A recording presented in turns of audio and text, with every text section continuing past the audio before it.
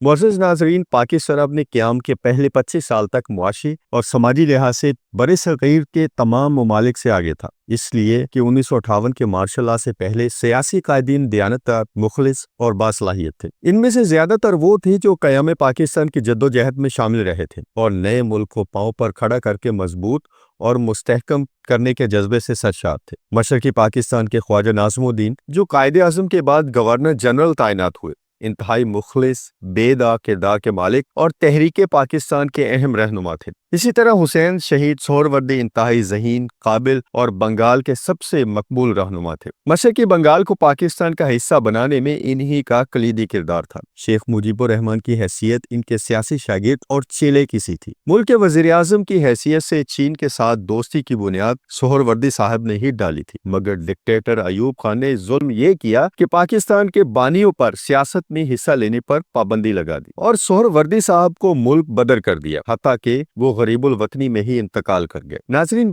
Video میں آگے بڑھنے سے پہلے آپ سے گزارش ہے کہ چینل کو سبسکرائب کریں، ویڈیو کو لائک اور شیئر کریں اور بیل آئیکن کو ضرور پریس کریں تاکہ آپ کو نوٹیفیکیشنز ملتے رہیں۔ معزز ناظرین، آج میں پاکستان کے ایک ایسے وزیر اعظم کا ذکر کرنے لگا ہوں جو اعلیٰ خاندانی اقدار کا حامل تھا، آکسفورڈ یونیورسٹی کا فارغ التحصیل تھا اور خود قائد اعظم بھی اس کی قابلیت کے قائل تھے۔ ملک کے لیے انتہائی مخلص اور کچھ لینے کے بجائے ملک کو دینے کے جذبوں سے سرشار۔ 1958 کے مارشل لاء سے قبل پاکستان کے آخری وزیر اعظم ملک فیروز خان نون ایک شاندار انسان تھے۔ وہ راجپوت برادری نون سے تعلق رکھتے تھے، جو ضلع خوشاب کے گاؤں ہموکا میں پیدا ہوئے۔ فٹ بال اور ہاکی کے بہت اچھے کھلاڑی تھے۔ انہوں نے آکسفورڈ یونیورسٹی سے BA کیا اور انر ٹیمپل سے بار ایٹ لاء کا امتحان پاس کیا۔ وہ پنجاب کے وزیر اعلیٰ، مشرقی بنگال کے گورنر، مرکزی حکومت میں وزیر دفاع اور وزیر خارجہ اور 1957 میں 1 سال تک پاکستان کے وزیر اعظم رہے۔ انہوں نے فرام میموری کے نام سے اپنی یادداشتیں تحریر کی۔ ان کا ملک کے لیے ایک ایسا تاریخی کارنامہ ہے کہ یہ قوم ہمیشہ ان کی ممنون رہے گی۔ آج گوادر کی بندرگاہ پاکستان کا حصہ اسی لیے ہے کہ کبھی فیروز خان نون ملک کے وزیر اعظم تھے، جو انتہائی کوششوں کے بعد اسے پاکستان کے لیے حاصل کرنے میں کامیاب ہوئے۔ دوستو، گوادر کی کہانی میں آپ کو انہی کی زبانی سناؤں گا، جو کہ ان کی اپنی خود نوشت میں لکھی گئی ہے۔ معزز ناظرین، فیروز خان نون فرماتے ہیں کہ ہمارے دور کی تاریخ گوادر کے تذکرے کے بغیر ناممکن رہے گی۔ 2400 مربع میل کا یہ علاقہ پاکستان کو واپس مل گیا، لیکن اس کارنامے پر نہ تو جشن منایا گیا اور نہ اس کی قرار واقعی تشہیر کی گئی۔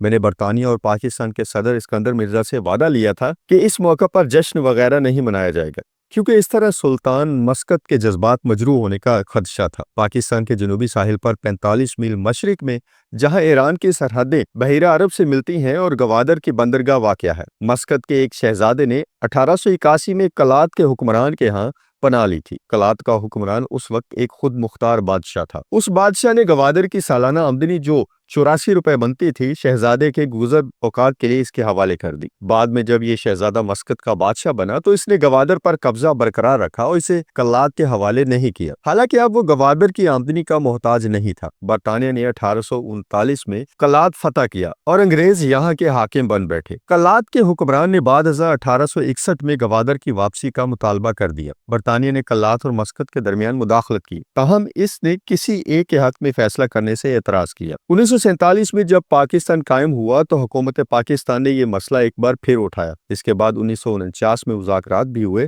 جو کسی فیصلے کے بغیر ختم ہو گئے اور اس معاملے کو وہیں چھوڑ دیا گیا۔ لیکن جب 1956 میں وزیر خارجہ مقرر ہوا تو میں نے گوادر سے متعلق کاغذات طلب کیے اور اس قبضے کا بغور مطالعہ کرنے کے بعد حکومت برطانیہ کے توسط سے سلسلہ جمع بانی شروع کی، یعنی کہ مذاکرات کرنا شروع کر دیے۔ برطانیہ کے سامنے ایک مشکل مرحلہ آن پڑا تھا۔ ایک طرف دولت مشترکہ کا ایک اہم رکن تھا اور دوسری طرف یار وفادار سلطان مسقط، جس کے ساتھ 150 سال کے گہرے مراسم تھے۔ دونوں کے مفادات ایک دوسرے سے متصادم تھے، اس لیے میری توقعات کا پارہ کبھی اوپر چڑھتا تھا اور کبھی نیچے گر جاتا تھا۔ ادھر گفت و شنید بدستور جاری رہی، یہاں تک کہ میں نے 1957 میں وزارت عظمیٰ کی ذمہ داریاں سنبھالی۔ میں نے اس قبضے کی تاریخ میں یہ قانونی نکتہ اٹھایا تھا کہ گوادر کی حیثیت ایک جاگیر کی ہے۔ وہ ریاست کا ایک علاقہ ہے جسے ایک شخص کو اس لیے دیا گیا تھا کہ وہ اپنی ریاست کے واجب الادا ٹیکس وصول کرے اور اسے اپنی گزر اوقات کے لیے تصرف میں لائے، استعمال کرے اور اس رقم کو اپنی تنخواہ میں کاٹ لے۔ اس طرح کی امداد سے اقتدار اعلیٰ کی منتقلی کا سوال ہی پیدا نہیں ہوتا۔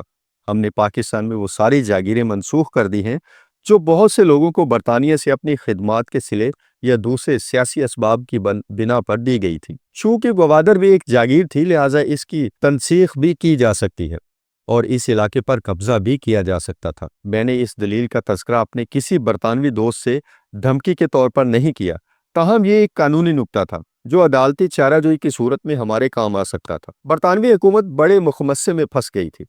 اگر پاکستان کی فوج اس علاقے پر قبضہ کر لیتی تو کیا برطانوی حکومت دولت مشترکہ کے اس ملک پر بمباری یا فوج کشی کر دیتی، جس کی علامتی سربراہ خود ملکہ الزبتھ تھیں؟ انہوں نے کسی بھی فریق پر دباؤ نہیں ڈالا، چنانچہ گوادر کی منتقلی بہت اچھے طریقے سے ہوئی۔ قدرتی بات ہے کہ اس کا معاوضہ ادا کرنا پڑا، لیکن جہاں ملک کی حفاظت اور اس کے وقار کا مسئلہ درپیش ہو وہاں پیسہ کوئی حیثیت نہیں رکھتا۔ 1958 کے موسم سرما میں جب لندن میں تھا تو ہمارے ہائی کمشنر مسٹر اکرام اللہ نے گوادر کی منتقلی کی دستخط شدہ دستاویزات میرے حوالے کی۔ اس وقت مجھے جو خوشی ہوئی آپ اس کا اندازہ نہیں کر سکتے۔ دوستو آج کے لیے اتنا ہی، ملتے ہیں اگلی ویڈیو میں۔ اپنا بہت سا خیال رکھیے گا۔ اللہ حافظ۔